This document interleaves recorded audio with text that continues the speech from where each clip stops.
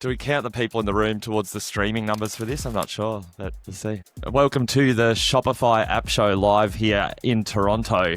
So this is going to be a lot of fun. We've actually just pulled this session together last minute. We had, I think someone else pulled out, and then, I tried in true Shopify conference style. I bumped into you, Jay, yesterday. We were up at AI Data presentation, how to optimize your sites for AI, and we got chatting afterwards, and I needed someone to fill this slot with me and come and do it, and I wasn't really sure who to ask. I'm not going to call it a Toronto love story. That's probably a bit too much of a bit too much of a stretch. And my wife would, she'd be happy to know that I was hanging out with you than having an actual Toronto love story. So, but in all seriousness, I'm really excited to chat with you. We really hit it off about the some of the AI discovery stuff, and we're both working in that space. And you've got an amazing story to tell. You've founded several things across the Shopify app ecosystem over a very long time. So really looking forward to talking to you today. So thanks for joining us, Jay. Thanks for having me. And I'll get you to give your backstory a little bit, because you're involved in Smile back in the day, who I believe just won the Build Award a minute ago, and so it would have been a little proud moment for you. But talk us through your journey in the ecosystem. Yeah, sure. Thanks for having me. So I started getting involved in e-commerce at a young age because my father, who was, along with myself, a refugee coming into the country, we were trying to he was trying to make a name for himself, started a lot of retail businesses, nothing really picked up that much. And I always tried to help him. And then at some point, 20-something years ago, I discovered computers and just fell in love with computers. And then somehow I had stumbled upon the ability to help him with his retail businesses. And for me, that was just a match made in heaven. I could combine the tech that I loved to help entrepreneurs do better. And so ever since then, right through college, I had gotten involved in public community forums and came up with the idea for Smile, which is one of the big Build Awards this year.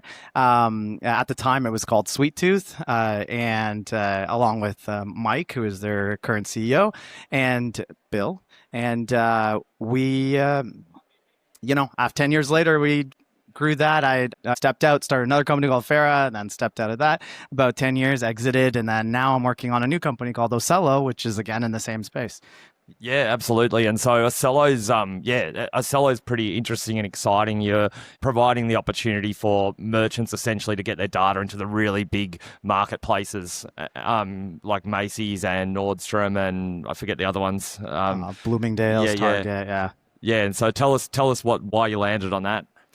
Yeah, after my last exit from Farah, I met some people that were working in the marketplace at Macy's and Nordstrom and talked to them about this problem. And they told me that every other company that enables you to sell on marketplaces was marketing that they're using AI to make this very difficult process less difficult, but none of them were actually doing it. And as I spent more time researching how it was built, I realized that and how they were building their systems, critically, the way that they were structured doesn't make sense anymore for the world of AI agents. So they were maintaining feeds to sell into these channels, and therefore there are so many things that make it easier for a seller to sell on these marketplaces that they can't implement because of the way it's built. So this is among some of the opportunities that are available in AI, but instead of taking a short retirement, which I promised my wife I would do, and she's been understanding that I didn't do it. I just got obsessed with this problem, spending time solving it, and last week we became an official Nordstrom partner, which I'm really excited about, and we'll become Macy's and Bloomingdale's partners and Target partners very soon. Yeah, that's an awesome story, and I think that's it. I've recently left the job after a long time as well, and the same thing was probably meant to take a little bit more of a breather. But once you get stuck into something, you get stuck into it, don't you? And it's amazing to see you've still got that spring in your step going into a third venture after all this time. So problem solving is a hell of a drug. It is, yeah. It's and so I guess the area where we sort of both have a bit of crossover, because one of my products, Product Pelican, which is is essentially an enrichment tool that lives in Shopify for optimizing your data. I always hit myself in the head when I use the word synergy on this podcast, but there actually was so much synergy because, we provide the platform that optimizes the data within Shopify, and then, you're a platform that just needs that data, and that data is the juice that then flows through and allows merchants to be successful on other platforms. Yeah, I guess we realized at some point over the last year of working with sellers to get them on these marketplaces, there's two sides of the story with that AI can really help. Because one side is cleaning up your existing garbage, so clean up your room, and then also make your car better and more flexible to get the data, to the destination, which is the marketplace. So for us, we were kind of like, at first we were saying, okay, well, how much do we spend time cleaning? How much time do we spend uptime working on this car and making it so it can transfer the data and resolve rejections very quickly? And we realized that it should be a separate task. So hearing about what you're working on, which is on the other side of cleaning up your source data, is great because they work complementary, and cleaner data means less work for our AI agents to build the listings and maintain them. And so it's a win on both sides. Yeah, absolutely. And the presentation here at DotDev yesterday on the AI enrichment, like one of the key messages out, actually two key messages. One was that, enriching those basic fields and just having things like good descriptions, good titles, your SKU where your SKU should be, and not have stuff sitting out in random meta fields and in poor formats and stuff. Yeah. That's actually it's so basic, but it's actually just even more important, not just for AI discovery, but also for all of the other things that fall into the ecosystem. And it's exciting coming across a tool like Osello where, that's just another example of where if you get those fundamentals right, then you're set up to be able to plug into other stuff so much easier, aren't you? Yeah. So I think that we are AI agents that are automating the back-end process basically. And, with what you've built is that you're optimizing for AI agents to buy products by cleaning up the data and making it more readable to the agents on the storefront. So it's kind of interesting that it's both AI agentic optimization, but on a completely different level. But both are really important. And there's probably a lot of more other examples where agentic optimization needs to be done. And I really hope we stop merging the description of what AI agentic optimization is, Yeah, that's it. Oh, look, it's the other thing too I'm seeing is like there's so much blur around all those terms, all of the things that are buzz terms at the moment, but it all comes back again, I think, back to those fundamentals. And the beauty is that a good description that can be read by a bot is also a good description that can be read by a human. And that language, things like people are not searching for best running shoes and just typing 3 words into Google anymore. They're saying, I want the best running shoes for a middle-aged bloke who's decided to run a half marathon and he's overweight or whatever that is. And so having that rich content on there is actually what people need, and it's actually it's better for every part of the journey, and it's also still good SEO as well. Yeah, and it's funny, like as we've been kind of learning about agentic optimization, and the talks today were kind of saying this, is that 90% of it is stuff you probably should have been doing anyways. Focus on key market, be very specific with your terms, organize the data better than what you were doing before. And it's so it's and then there are some parts that were interesting in the talk, which the specific one I think that stood out to both of you guys, which was based on the studies that they were already doing at Shopify, were about taste. Yeah, I love that. I love that as well. Yeah, like that's it. The fact that it is good to have a bit of flavor to your content, and there was an example of like having a Hailey Bieber quote in the product description. So generating stuff that does have that flavor, and it's not all about just building stuff to include keyword stuffing and all that sort of stuff. Yeah, and the quote was that Hailey Bieber was quoted saying that I want skincare products that make your skin so soft you want to take a bite out of it. Or something along those lines. And that's something that AI wouldn't have said. And so they were saying that had resulted in AI agents choosing her product a lot more than the alternatives for a set of clients, a set of searches. And- because it was so specific and it had some flavor. It felt human-y. That's you it. know? And you just look at when you're chatting to Claude or Gemini or whatever you're talking to on a day-to-day basis, you always get that nice little compliment. It's just like, it's actually the same as the experience of walking into a shop where the shopkeeper will just say something nice to you when you come in. Just if they're a good salesperson, they will say, "Oh, I like your glasses," or "I like your shirt," and make you feel good about yourself before you start. And it's actually the same with that conversational commerce, isn't it? Yeah, it's very mind-blowing to think of like AI wants to feel human. Yeah. It wants to feel like, oh yeah, I understand. It wants to feel like it understands a human. And so you got to give it a way to reach that conclusion that it did understand you as a human.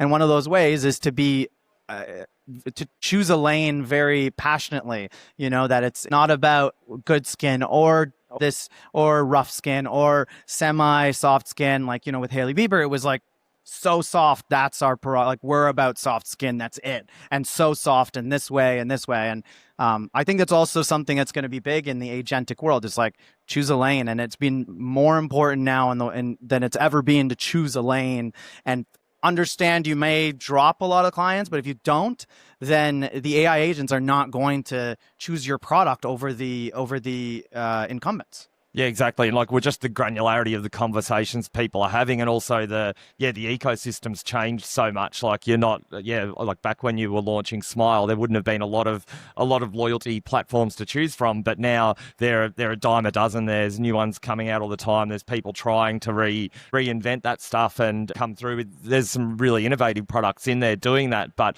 it's a different space. You've got to find your audience, and that's probably the same across not just whether you're an app developer, whether you're a merchant, whether you're an agency, or every business needs to have its have its lane, like you say. And I think that's an amazing insight. And I actually wanted to sort of also like drill down on your experience in the ecosystem, because you've got so much experience. You're in your third startup venture that I know of. I'd love to hear what you sort of see, like what other opportunities for people today. Like, if you were starting out today and you didn't have the experience you had, what other opportunities in the ecosystem?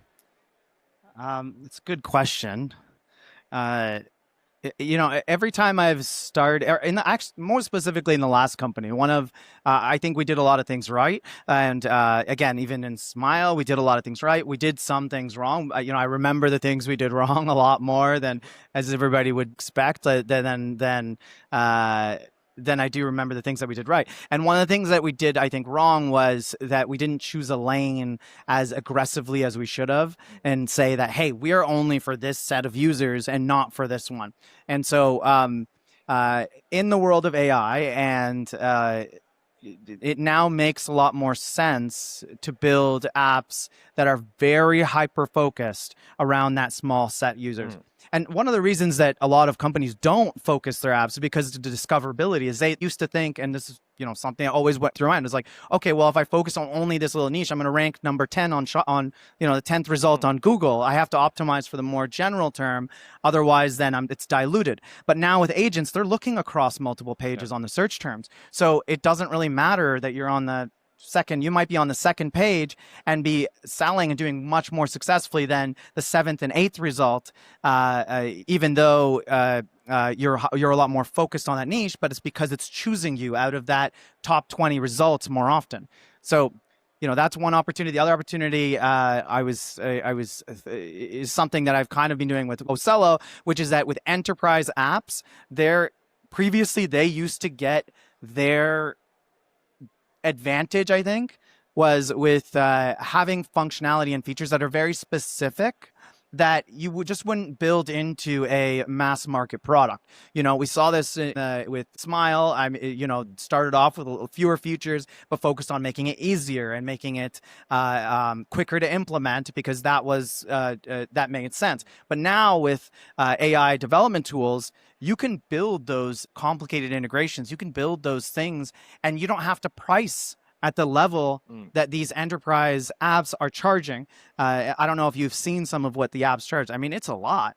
And it doesn't mean you have to price, at the $1 a month. We don't want the race to the bottom, price appropriately. But also it doesn't have to be 10 times more expensive than the next alternative because of 2 or 3 features. Yeah, that's it. And the other thing I see too, like just from being here in Toronto around so many people who have had different ventures and been around for a long time, is that there's so many people who know the ecosystem really deeply, and those founders that you talk to. And it's the reason why I've sort of started doing this podcast, was to actually talk to people who have those stories that are, yeah, like I'm always careful not to discredit the enterprise players, because they do have their important part in the ecosystem. But it's also, yeah, there's stories like yours. There's people building things like, yeah, some of the integration tools, even features on the platform like bundles. There's people that have built really great tools through providing great service and great understanding of commerce and retailers. And yeah, that's there's still opportunity to do that, I think. And yeah, you're a beacon of that, I think, in what you're doing. So yeah, I agree. the other thing around apps is, I guess, distribution is the other term that comes up a lot, and that's the thing where Bane I of see resistance for every new app. Yeah. I tell you how many I monitor, like the Reddit forums for like app development across all these Shopify apps. And the number one thing that people say is like, "Hey, I built this great app, but it's on the App Store and nobody's installing it." It's like, yeah, because that's literally the hardest part. And that was before AI. Now it's like with AI, that is like the biggest thing. You got to figure out what your distribution is before you even start asking Claude to touch your code. Yeah, I think so. And I don't know, I see like a lot of people, and I've fallen into the trap myself at times, is you can get on, it can feel like the important stuff to do because it's the easy stuff to do, to optimize your listing and try and track your keywords and stuff. But when you're in the early days, it's sitting down and talking to people. It's being in rooms like this room and small meetups, all of that clients. sort of stuff, talking to merchants. Yeah. It used to be important to, they always say like in the beginning, your first few customers should be your best friends. And like, I think our first clients with Osello, I speak more to than, aside from my direct family, probably more than anybody else that I know, because we have weekly calls and we keep up on everything. And so that is more critically important now in the world of AI, because you have to really deeply understand their product or understand their problem. Sorry. So you deeply understand their problems, and that will differentiate you from the other apps that are there. And previously, again, you didn't need to do that because you got distribution and managed to hit that other, you could hit enough users that you didn't need to hit a very specific point. But now you really do. Also, you need very authentic social proof now, where previously you could, in the old days, you could just, hire an actor that looks like a doctor and say, this doctor is supporting my product. You can't, that went away, a few years ago, and then now it's like even a review is hard to put up. So with Osello, we've been focused on video reviews, even though I don't want, I guess, giving away some secret sauce there. But no, I saw a couple of them on your website, and like, you're right, the richness of that content versus like, we all work so hard to get those reviews, but they're not actually, they're definitely good for the algorithm still. But yeah, I think that's it. The true stories and having a person sitting on the floor of the business actually talking about it, that's what gives real credibility. And also, I think that would be my feature request for the Shopify app team. I should tell them.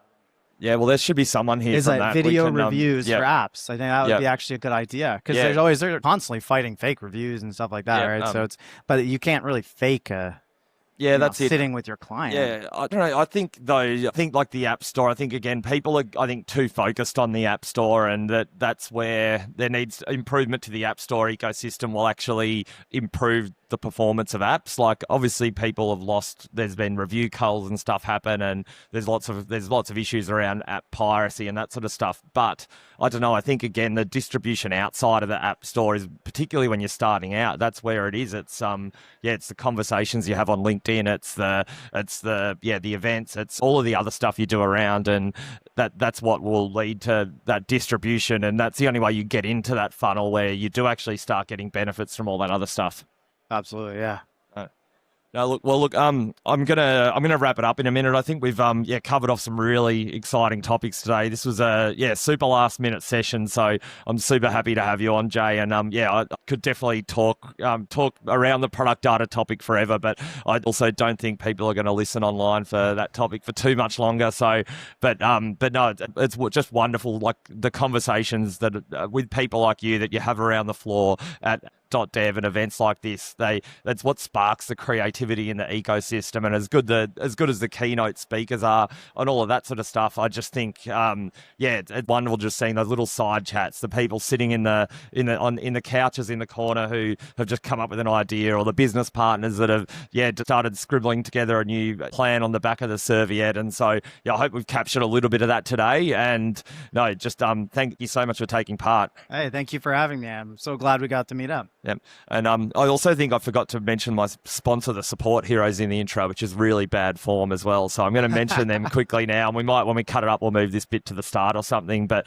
I saw the cowboy guy was on yesterday, and I saw his stream, and he had about 15 sponsors across the bottom of the screen. So I'm going to make sure when I cut it up, I'll have to put a big logo on or something, because I've totally bungled that bit up. But that's right, we're doing another episode, so I'll make sure I get better on there. So, but no, do you want to mention? No, that's all good. No, we're all good. It's meant to be pretty rustic. So, thanks, Jay. We'll call that a wrap. Thanks very much.